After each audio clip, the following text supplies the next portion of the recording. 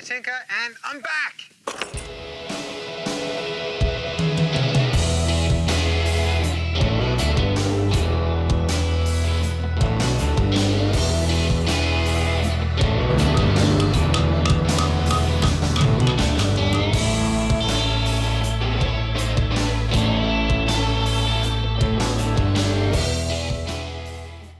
So how did I end up with a tractor and a caravan? Well, the answer to that is I've been travelling Australia now for years, and whenever I go to little country towns, I always try and find a little museum tucked away in a corner run by a group of really dedicated volunteers. And when I moved to country Australia, I found one and I joined it. So I'm now actually a member of the Malden Vintage Machinery Museum, and I'll be filming a lot more stuff here. Now, having hung around a vintage machinery museum, it's kind of inevitable that you end up with some of the kit. And the museum here has a little grey Fergie. I drove that a little while ago, and I could not believe how much fun you could have going so slowly. So, looked online, had a bit of a joke with some of the people here and thought, oh, you know, you've driven one now, you'll end up with one. And sure enough, not long after that, I borrowed someone's ute and trailer, Peter, who's the secretary of the museum, and I drove up to Wangaratta and back. It's about a 10-hour round trip to pick up Patch. Now, Patch had had a bit of a hard life on the farm. It was a full working tractor before I picked it up. And the problem with Fergies is there's no clutch. There's no way of separating the drive on the power takeoff. So engine to gearbox, no worries, the clutch separates here, but a lot of tractors also now have a clutch between the power takeoff and the differential at the back.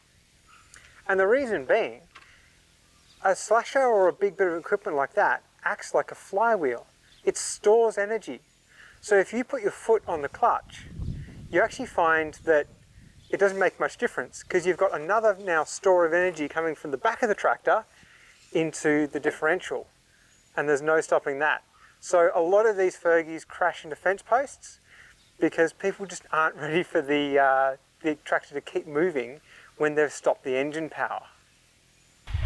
Now, because that stored energy and all those collisions, Patch's front end was looking a bit rough.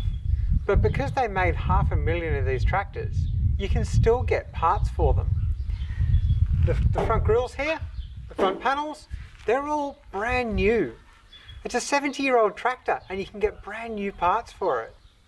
Now I was lucky enough to get some lights with Patch, and the bonnet was in a very much, reasonable condition, and I could save that with the help of Ed, who helped me restore it. At the back of the tractor, I've got the carryall that I made, and that'll have its own video coming up.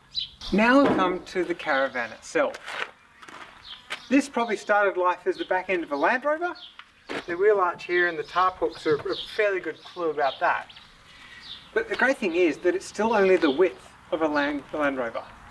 So that means that it's a fairly easy thing to pass, which is important because that's only got its top speed of 25 k's an hour and a cruising speed of about 20 k's an hour. So it needs to be really, really easy to pass.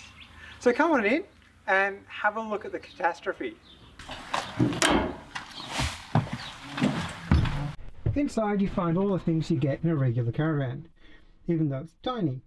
We've got a fridge, there's a sink here, complete with its own pump tap, there's a bed, some drawers, sort of clothes hanging space, and a preparation area for everything. I reckon the laptop will sit on there and I'll do some video editing while on tour with this one.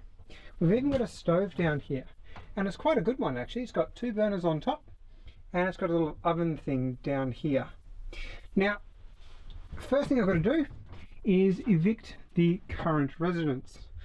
There's quite a few spiders in here, so we may even bug bomb the whole thing, and then I'll be able to actually sleep in here without worrying about being eaten alive. Now, this van is based on that Land Rover chassis, I reckon. but it doesn't have shock absorbers, it's just got springs. So look what happens when you, for instance, try to get in the caravan.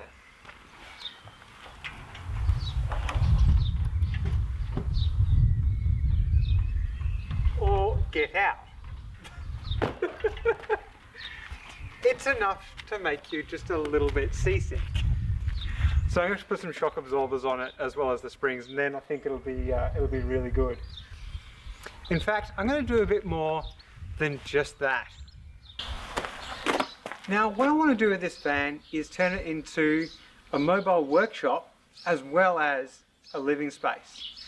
So I'm going to cut the drawbar off right at the front, and I'm going to put a new drawbar on that's quite a lot longer. So I can put a decent sized toolbox on the front and a fold out workbench.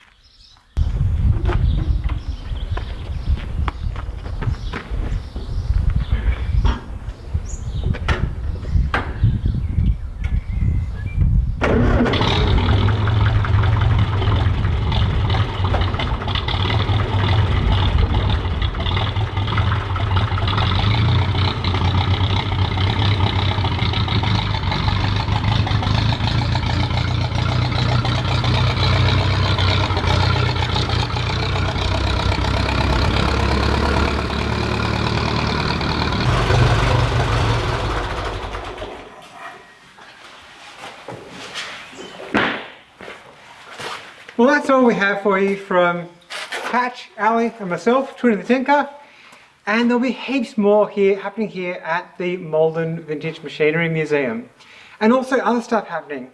The other thing going on is I have bought myself a house, which means I've got a workshop to set up there.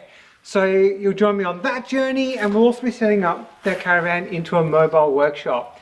So there's heaps coming. I've got all summer to film. I'll catch you next time.